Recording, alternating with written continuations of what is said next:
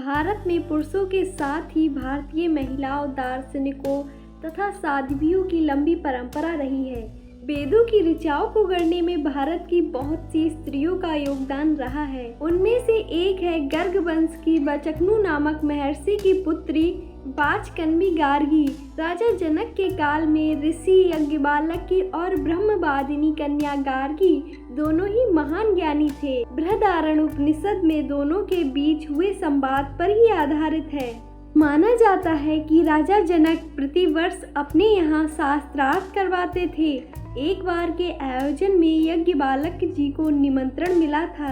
जनक ने शास्त्रार्थ विजेता के लिए सोने की मोहरें जड़ित 1000 गायों को दान में देने की घोषणा कर रखी थी। उन्होंने कहा था कि शास्त्रार्थ के लिए जो भी पधारे हैं उनमें से जो भी श्रेष्ठ ज्ञानी विजेता बनेगा वह इन गायों को ले जा सकता है। निर्णय लेना अति दुविधाजनक था, क्योंकि अगर कोई ज्ञानी अपने को सबसे बड़ा ज्ञानी माने तो वह ज्ञानी कैसे कहलाएगा।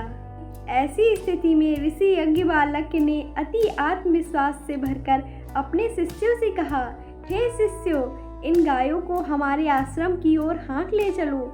इतना सुनते ही सब ऋषि यज्ञवाल्क से शास्त्रार्थ करने लगे। यज्ञवाल्क ने सबके प्रश्नों का यथाविधि उत्तर दिया। उस सभा में ब्रह्मवादिनी गार्गी भी बुलाई गई थी। सबके पश्चात यज्ञवाल्क जी से शास्त्रार्थ करने वे उठी। दोनों के बीच जो शास्त्रार्थ हुआ, गार्गी ने यज्ञवाल्क से कई प्रश्न किए।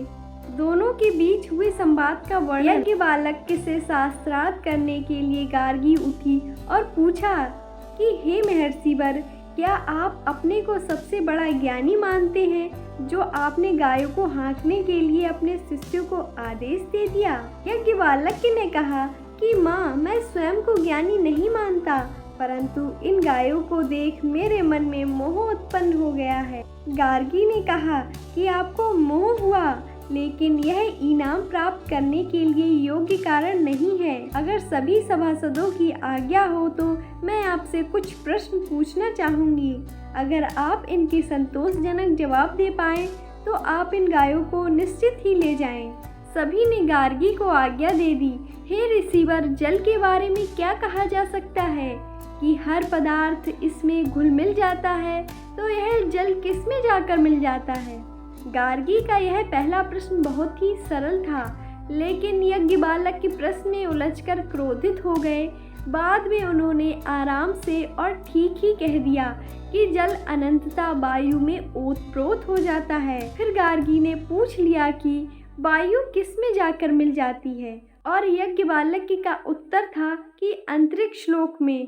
पर गार्गी यज्ञवाल्क के हर उत्तर को प्रश्न में बदलती गई और इस तरह गंधर्व लोक, आदित्य लोक, चंद्र लोक, नक्षत्र लोक, देवलोक, इंद्र लोक, प्रजापति लोक और ब्रह्म लोक तक जा पहुंची। और अंत में गार्गी ने फिर वही प्रश्न पूछ लिया कि यह ब्रह्मलोक किस में जाकर मिल जाता है। इस पर गार्गी पर क्रोधित होकर यज्ञवाल्क ने कहा, गार्गी, इतने प्रश्न मत करो, कहीं ऐसा ना हो कि इससे तुम्हारा मस्तक फट जाए। अच्छा वक्ता वही होता है जिसे पता होता है कि कब बोलना है और कब चुप रहना है, और गार्गी अच्छी वक्ता थी, इसीलिए क्रोधित यज्ञवाल्क की फटकार चुपचाप सुनती रही। दूसरे प्रश्न में गार्गी ने अपनी जीत की कील ठोक दी। उन्होंने अपने प्रतिद्वंदी यानी यज्ञवाल्क से 2 प्रश्न पूछने थे, तो उन्होंने बड़ी ही लाजवाब भूमिका बांधी। गार्गी ने पूछा, ऋषिवर सुनो, जिस प्रकार काशी या अयोध्या का राजा अपने एक साथ 2 अचूक बाणों को धनुष पर चढ़ाकर अपने दुश्मनों पर लक्ष्य साधता है, वैसे ही मैं आपसे 2 प्रश्न पूछती हूँ। गार्गी बड़े ही आक्रामक मूड में आ गई। यज्ञवाल्क ने कहा, हे गार्गी, पूछो। गार्गी ने पूछा, स्वर्ग लोक से ऊपर जो कुछ भी है और पृथ्वी से नीचे जो कुछ भी है और इन दोनों के मध्य जो कुछ भी है और जो हो चुका है और जो अभी होना है, ये दोनों किस में ओतप्रोत हैं। गार्गी का पहला प्रश्न स्पेस और दूसरा टाइम के बारे में था। स्पेस और टाइम के बाहर भी कुछ है क्या या नहीं? इसीलिए गार्गी ने बाण की तरह पैने इन दोनों प्रश्नों के जरिए यह पूछ लिया कि सारा ब्रह्मांड किसके अधीन है। एतस्य वा अक्षरस्य प्रशासने गार्गी, यानी कोई अक्षर अविनाशी तत्व है जिसके प्रशासन में, अनुशासन में सभी कुछ ओतप्रोत है। गार्गी ने पूछा कि यह सारा ब्रह्मांड किसके अधीन है, तो यज्ञवालक का उत्तर था अक्षरत्व के। इस बार यज्ञवालक ने अक्षरत्व के बारे में विस्तार से समझाया। इस बार गार्गी अपने प्रश्नों के जवाब से इतनी प्रभावित हुई कि जनक की राजसभा में उसने यज्ञवालक को परम ब्रह्मिष्ठ मान लिया। इसके बाद गार्गी ने यज्ञवालक की प्रशंसा कर अपनी बात खत्म की तो सभी ने माना कि गार्गी में जरा भी अहंकार नहीं है। गार्गी ने यज्ञवालक को प्रमाण किया और सभा से विदा ली। गार्गी का उद्देश्य ऋषि यज्ञवालक को हराना नहीं था। जैसे कि पहले ही कहा गया है कि गार्गी वेदज्ञ और ब्रह्मज्ञानी थी, तो वे सभी प्रश्नों के जवाब जानती थीं। यहाँ इस कहानी को बताने का तात्पर्य यह है कि अर्जुन की ही तरह गार्गी के प्रश्नों के कारण बृहदारण्य उपनिषद की ऋचाओं का निर्माण हुआ। प्रस्तुत है गार्गी और यज्ञवालक के मध्य हुए प्रश्न उत्तर संवाद रूप में। गार्गी कहती है, ऐसा माना जाता है कि स्वयं को जानने के लिए, आत्मविद्या के लिए ब्रह्मचार्य अनिवार्य है, परंतु आप ब्रह्मचारी तो नहीं। आपकी तो स्वयं 2 पत्नियां हैं। ऐसे में नहीं लगता कि आप एक अनुचित उदाहरण प्रस्तुत कर रहे हैं। यज्ञवालक के पूछते हैं, ब्रह्मचारी कौन होता है गार्गी? गार्गी, जो परम सत्य की खोज में लीन रहे।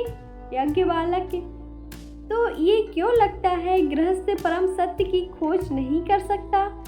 गार्गी कहती है, जो स्वतंत्र है वही केवल सत्य की खोज कर सकता है। विवाह तो बंधन है। यज्ञवालक, विवाह बंधन है? गार्गी कहती है, निसंदेह। यज्ञवालक कहते हैं, कैसे? गार्गी कहती है, विवाह में व्यक्ति को औरों का ध्यान रखना पड़ता है।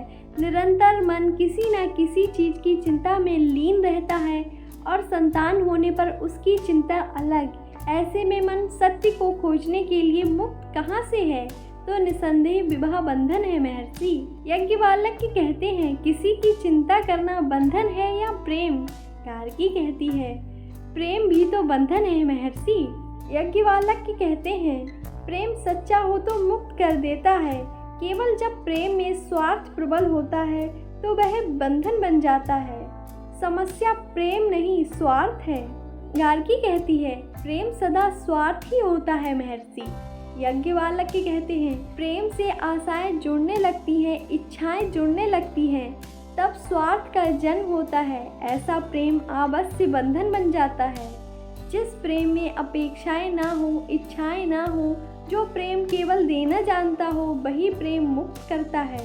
गार्गी कहती है, सुनने में तो आपके शब्द प्रभावित कर रहे हैं, परंतु महर्षि, क्या आप इस प्रेम का कोई उदाहरण दे सकते हैं? यज्ञवालक कहते हैं, नेत्र खोलो और देखो समस्त जगत निस्वार्थ प्रेम का प्रमाण है। ये प्रकृति निस्वार्थता का सबसे महान उदाहरण है। सूर्य की किरणें, ऊष्मा, उसका प्रकाश इस पृथ्वी पर पड़ता है तो जीवन उत्पन्न होता है। ये पृथ्वी सूर्य से कुछ नहीं मांगती, वे तो केवल सूर्य के प्रेम में खिलना जानती हैं। और सूर्य भी अपना इस पृथ्वी पर वर्चस्व स्थापित करने का प्रयत्न नहीं करता, ना ही पृथ्वी से कुछ मांगता है। स्वयं को जलाकर समस्त संसार को जीवन देता है। ये निस्वार्थ प्रेम है गार्गी। प्रकृति और पुरुष की लीला और जीवन के उनके सच्चे प्रेम का फल है। हम सभी उसी निस्वार्थता से, उसी प्रेम से जन्मे हैं और सत्य को खोजने में कैसी बाधा। इन उत्तरों को सुन गार्गी पूर्णतः संतुष्ट हो जाती और कहती है, मैं पराजय स्वीकार करती हूँ। तब याज्ञवल्क्य कहते हैं, गार्गी तुम इसी प्रकार पूछने में संकोच ना करो, क्योंकि प्रश्न पूछे जाते हैं तो ही उत्तर सामने आते हैं, जिनसे यह संसार लाभान्वित होता है। इसी तरह की और वीडियो देखने के लिए हमारे चैनल को लाइक करें और सब्सक्राइब करें। अगली वीडियो में फिर मिलते हैं, तब तक के लिए जय श्री राम।